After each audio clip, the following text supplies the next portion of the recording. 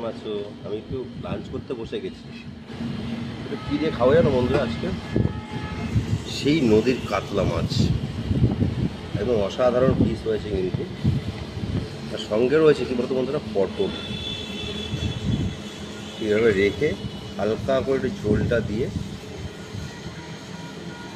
এবার একটু ঘুরিয়ে পিছিয়ে খেতে হবে। অ্যাকচুয়ালি কাতলা মাছ খেতে খুব ভালো লাগে।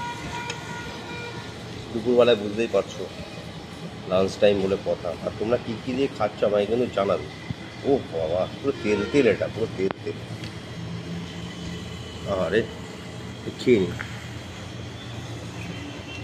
অসাধারণ অসাধারণ, কোনো কথাই হবে না।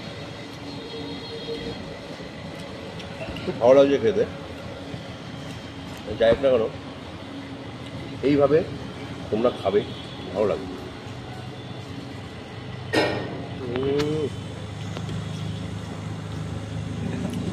দুটো বলছি বা তুমি একটু খাবে না, একটু ঝোল নিয়ে নি বুঝলে, ঝোলটা একটু কম হয়ে গেছে।